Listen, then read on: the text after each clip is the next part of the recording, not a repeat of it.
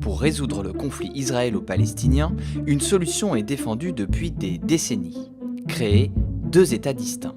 D'un côté, il y aurait Israël, reconnu comme État juif, de l'autre, un État palestinien démilitarisé, constitué de la bande de Gaza et de la Cisjordanie. Le problème, c'est que la Cisjordanie, justement, est aujourd'hui complètement morcelée. Les zones d'habitation palestiniennes s'entremêlent avec les colonies israéliennes. Et cette situation s'aggrave, rendant de plus en plus difficile l'émergence de deux États clairement séparés. Pour comprendre comment a pu se produire une telle fragmentation, il faut faire un bond dans le temps. Voici la ligne verte issue de l'armistice de 1949. À l'époque, elle sépare l'État d'Israël, qui a été proclamé à peine un an auparavant, des pays arabes voisins, comme la Jordanie. Ce n'est pas à proprement parler une frontière, mais c'est un tracé de référence. Établie à l'époque comme une ligne de cessez-le-feu, elle a ensuite servi de base de discussion en vue de l'émergence d'un État palestinien. Mais depuis, les choses se sont largement compliquées. Il y a 50 ans, en juin 1967, l'armée israélienne défait ses ennemis arabes pendant la guerre des 6 jours et conquiert plusieurs territoires. Le Sinaï et la bande de Gaza, qui appartiennent alors à l'Égypte, le territoire syrien du plateau du Golan et Jérusalem-Est, qui était sous administration jordanienne, tout comme la Cisjordanie. Et c'est justement la Cisjordanie qui se trouve principalement aujourd'hui au cœur des tensions. Après ces conquêtes militaires, il s'agit pour Israël d'occuper humainement le territoire. Des colonies de peuplement se développent sous la pression de mouvements nationalistes et religieux. Leur but est double.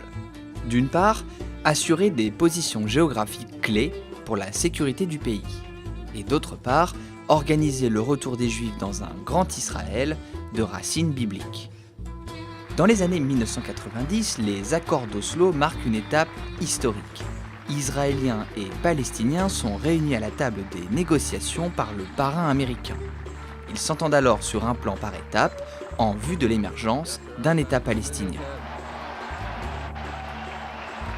La Cisjordanie, occupée par Israël, est alors divisée en 3 zones.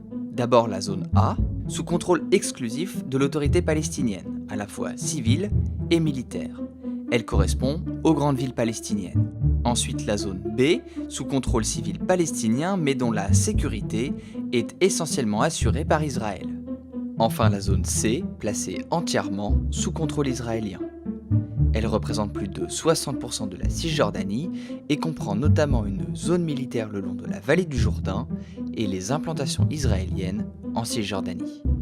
Le problème, c'est que des colonies de peuplement ont continué de se développer et de s'étendre, et la plupart sont reconnues par le gouvernement israélien.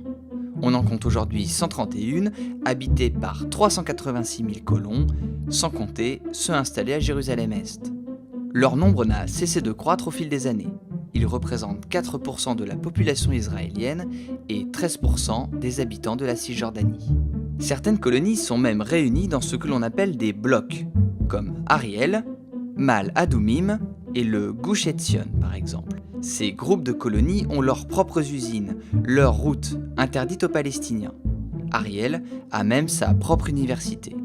Véritable ville israélienne en plein territoire palestinien, ces blocs seront certainement annexés par Israël si un accord de paix était trouvé un jour. Mais ce n'est pas tout. En plus des colonies, il y a aussi ce que l'on appelle les avant-postes.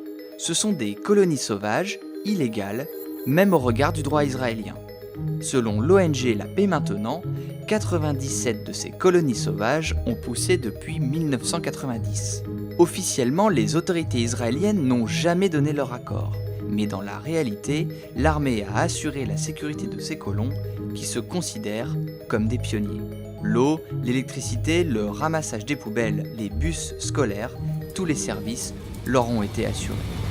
Alors, parce qu'elles sont illégales aux yeux de la loi israélienne, certaines de ces colonies sauvages ont été évacuées, comme celle d'Amona en février 2017. Mais la colonisation ne devrait pas pour autant s'arrêter là. Pourquoi ? D'abord, parce que l'arrivée de Donald Trump à la Maison-Blanche lui a donné un coup d'accélérateur. Le président américain a en effet multiplié les signaux encourageants vers Israël, en désignant par exemple un ambassadeur tout acquis à la cause de la colonisation. Ensuite, parce que le Premier ministre, Benjamin Netanyahou, a besoin du soutien des colons et de la droite nationale religieuse israélienne pour se maintenir au pouvoir. À la tête de la coalition la plus à droite de l'histoire d'Israël, il essaie donc par tous les moyens de blanchir ces colonies illégales. En mars 2017, il a même validé la création d'une nouvelle colonie dans la vallée de Shiloh, la première depuis 25 ans.